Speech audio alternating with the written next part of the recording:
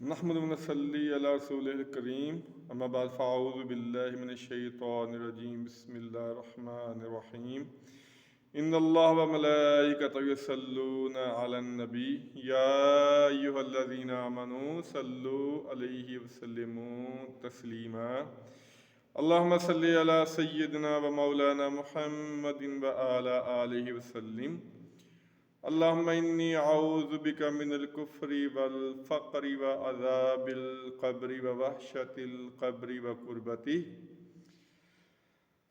حدیث رسول صلی اللہ علیہ وسلم چینل پہ آپ کو خوش آمدید۔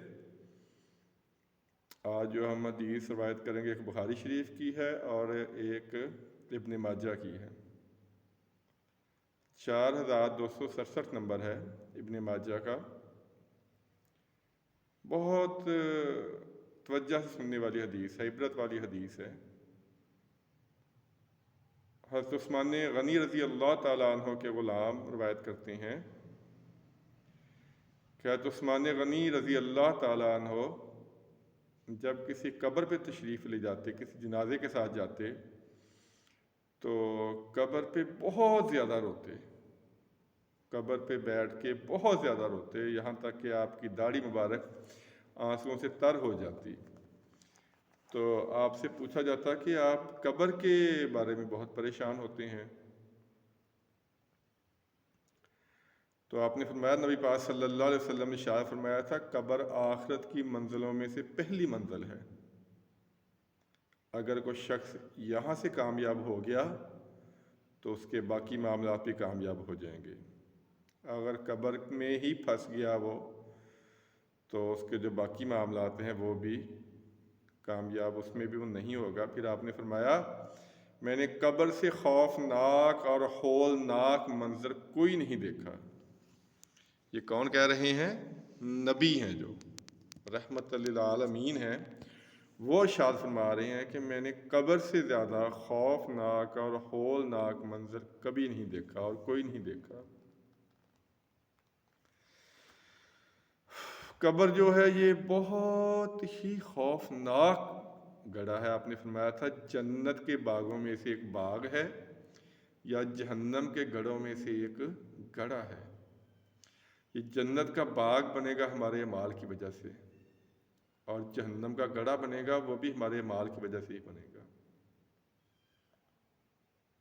قبر آدمی کو دن میں 70 دفعہ یاد کرتی ہے، لیکن آدمی اتنا غافل ہے کہ پکا یقین ہے، پکا پتہ ہے کہ قبر میں جانا ہے جہاں کوئی آپ کے ساتھ نہیں ہوگا۔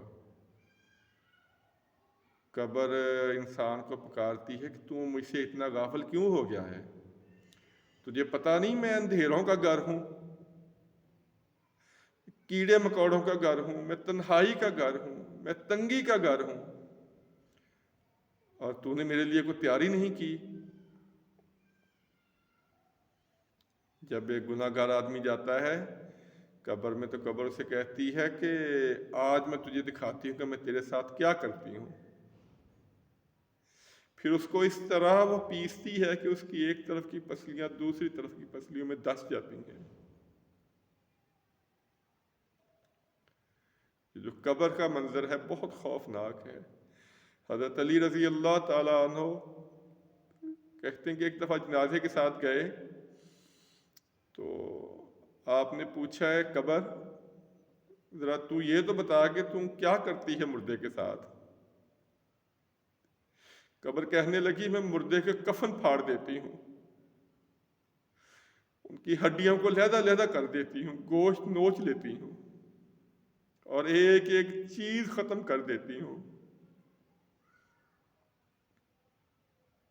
خدا را قبر کی تیاری کریں، قبر کو بھولیں نہ۔ قبر ہمارا انتظار کر رہی ہے اور دن میں 70 دفعہ ہمیں یاد کرتی ہے۔ کیا ہم نے بھی کبھی قبر کو یاد کیا ہے؟ اپنی زندگی کے جو معاملات ہم کر رہے ہیں، کیا ہم نے کبھی سوچا ہے کہ ہم نے قبر میں جانا ہے؟ پھر قبر نے اپنی زبان میں کہا کہ یہ جو مردہ میرے پاس آیا اس کے پیچھے حالات کیا ہے؟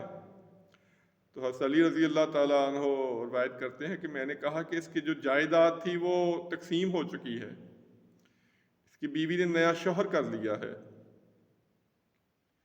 جس کے لیے یہ کمایا کرتا تھا وہ سب کچھ تقسیم ہو چکا ہے، لیکن حساب اس کو دینا پڑے گا۔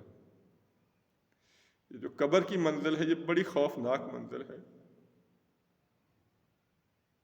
اللہ تعالیٰ ہمیں قبر کے عذاب سے بچائے، اللہ تعالیٰ ہمیں قبر کی تنگی سے بچائے، اللہ تعالیٰ ہم سب کی قبروں کو جنت کے باغوں میں سے ایک باغ بنائے، حد نگاہ وسیع اور روشن فرمائے۔ اور سب سے اہم بات یہ ہے کہ ہمیں اپنی زندگی جو ہے وہ قبر کو اور موت کو مد نظر رکھ کے گزارنے کی توفیق عطا فرمائے۔ زندگی ختم ہو رہی ہے، نبی صلی اللہ علیہ وسلم نے فرمایا تھا کہ میری امت کے بہت کم لوگ ایسے ہوں گے یہ 60 یا 70 کو کراس کریں گے، اور آج کل دیکھ لیں آپ ایسا ہی ہو رہا ہے کہ بہت کم لوگ ایسے ہیں جو 60 یا 70 سے آگے جاتے ہیں۔ یہ جو زندگی ہے اس کی مثال آخرت کی زندگی کے مطابق میں 1 سے 1.5 منٹ کی ہے یا 2 منٹ کی ہے صرف۔ تو 1.5-2 منٹ کی جو زندگی ہے آخرت کی، اس میں ہم کیا کر رہے ہیں؟ کیا کبھی قبر کو مد نظر رکھا ہے ہم نے؟ اس میں کوئی ہمارا ساتھ نہیں ہوگا، وہاں اکیلے پڑے ہوں گے، اور جو کچھ ہم کرتے رہے ہیں اپنے لیے یا اپنے خاندان کے لیے یا بیوی بچوں کے لیے، ان کا حساب ہمیں دینا پڑے گا۔ قبر کی منزل بہت خوفناک ہے، بہت خوفناک گڑھا ہے یہ۔ اللہ تعالیٰ قبر کے عذاب سے محفوظ رکھے، اللہ تعالیٰ قبر کو مد نظر رکھ کے زندگی گزارنے کی توفیق عطا فرمائے۔ میرے لیے بھی دعا فرما دیجیے گا۔ قبر کے بہت ساری روایتیں ہیں، انشاءاللہ آہستہ آہستہ بیان کریں گے۔ دعا ہے اللہ تعالیٰ سمجھنے کی توفیق عطا فرمائے، اللہ تعالیٰ عمل کی توفیق عطا فرمائے۔ آمین ثم آمین۔ السلام علیکم ورحمۃ اللہ وبرکاتہ۔